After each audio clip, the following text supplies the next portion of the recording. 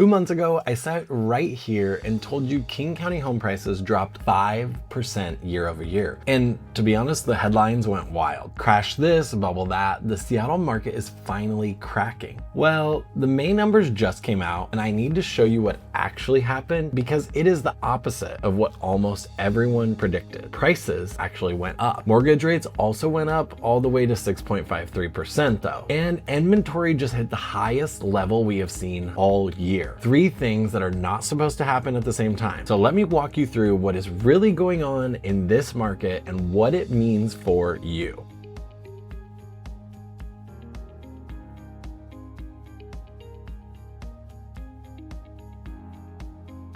Okay, the Northwest Multiple Listing Service, or NWMLS, released its May 2026 snapshot on June 3rd. And I want to zero in on King County because the county numbers are what actually move your home value, not the statewide headline. Let me pull up the snapshot. Here's where we stand. The median home price in King County is $875,000. That's up just slightly 1.2% from May of 2025 and up almost 2% from April. So after that scary 5% drop I showed you last month, prices turned back around and climbed back up, right back near the top of our recent range. Active listings are at 6,961, and that is up almost 14% from a year ago in 2025, and up about 13% from last month in April. This is the most inventory King County has had on the market all year long. A year ago, there were just over 6,100 homes available. Today, buyers have a lot more to choose from. The new listings are at 4,429, which came on in the month of May. Now, this one is interesting because listings are actually down about 10% from last year. So fewer sellers are deciding to jump in than they did a year ago, even though the total number of listings and inventory on the market is climbing. Hold that thought because it matters. Here's the part nobody saw coming. Mortgage rates went up in May. We ended April at about 6.3% and we closed May at 6.53%. That's about a quarter point higher in just a single month. And the reason is not the usual stuff. According to the Washington Center for Real Estate Research at University of Washington, this jump is tied to higher inflation from energy costs connected to the war with Iran. So this is a global event showing up in your monthly mortgage payment right here in Seattle. Now, normally when rates go up, you would expect prices and demand to soften a bit. That is what the textbook would teach, but that's not actually what happened. Pending sales actually rose from April. We went from about 2,420 homes under contract in April to 2,549 in May. Closed sales ticked up too. So even with higher rates, buyers stepped off the sidelines as the spring market kicked into gear. I'm calling this the delayed spring this year. Year over year, pending and closed are still down a bit, but pending down about 8%, closed down about 5%. So this is not like a runaway market, but month to month, demand is clearly picking up and not slowing down. And months of inventory now sits at 3.4 months, up from 3 in April. A balanced market is anywhere from 4 to 6 months. So we are still technically in a seller's market, but we keep inching closer and closer to that balanced market number. That is a trend line to actually watch in this market. All right, buyers, let's talk about your situation because there is real opportunity here, but there is also a clock running. The opportunity is you have almost 7,000 active listings to choose from across the county. That is the most options King County has offered in years. You are not in a bidding war over every single house. You can take your time, tour a bunch of homes, and actually be picky. But here's the clock. 2 things are quietly working against waiting. First, prices are firming back up based on this new data. That $875,000 median is rising again, not falling. So the I will just wait for prices to drop strategy is getting riskier by the month. Now that depends on what we'll see in the fall as well. Second, rates went up to 6.53% and nobody can promise you they are coming back down soon, especially with this energy and inflation situation overseas. Every time you wait for a lower rate that may not come, you risk paying more for the home itself. So here's my honest advice. Get pre-approved now and know your real numbers going into your search. Then use the leverage you actually have, which is choice. With this much inventory, you can negotiate on price, on on closing costs, on repairs. Trust me, I've seen it all in this market. The power right now is in being a serious ready buyer in the market where sellers have other competition. So use that power. Now, sellers, this report is mostly good news for you, but there is a catch. The good news is that prices are up, not down. The median climbed 1.2% year over year and almost 2% just from last month in April. The crash everyone warned you about did not show up. So your equity is intact, and in most of Kingstown County, it is still growing. And remember that new listings number I told you to hold on to? New listings are down about 10% from last year. That means fewer fresh competitors are hitting the market competing against you right now. So if you list while inventory is high, but new supply is thin, you can stand out amongst your competition. But here's the catch. Total inventory is at the highest level all year. So buyers do have options, even if it's homes that have been sitting on the market for a while. That means the old playbook of listing high and waiting for a frenzy amongst the buyers does not work anymore. If you overprice by even a few percent, your home will sit. And in this market, a home that sits makes buyers assume something is wrong with it. So price it right from day one. Look at what has actually closed in your neighborhood in the last 60 days, not what your neighbor is hoping for, and invest in presentation. That means professional photos, decluttering, maybe some light staging or full stage. When a buyer is comparing your home against a dozen others, the one that shows the best, that presents the best, always wins. Now let me zoom out because I think there is a real lesson in these numbers. For 2 years now, every month someone has called for a Seattle crash. And every month the data has said the same thing. This market is resilient. Prices dipped and then recovered. Rates climbed and buyers still showed up. Inventory grew and values held. That is the market finding its footing. What we are watching is a slow, healthy move towards a balanced market. More homes for buyers, steady values for sellers, a pace where both sides can actually think before they make one of the biggest decisions of their lives. And that's a welcome change from the pandemic. After that chaos in the pandemic market, this is a good thing overall. The two numbers I'm watching closely this summer are inventory and rates. If inventory keeps climbing towards 4 months, we finally tip into a balanced market for the first time in years for the buyer. And if this rate spike from the overseas situation eases, demand could really heat up fast. Either way, I'm gonna keep you posted right here on what happens. If you want all of these numbers in one clean, easy to read page, I put together a free one-page market update you can download. The link is in the description below. If you're trying to figure out what this means for your specific home or your specific neighborhood, just reach out. I do this every single day and I'm always happy to walk through your numbers with you. No pressure and no strings. If this helped, hit subscribe because I break down the Seattle market every single month and put out real estate content every week. And drop me a comment. After seeing May, do you think prices keep climbing this summer? Is it the delayed spring? Or does the rate spike finally cool things off? I want to hear your take and I'll see you in the next video.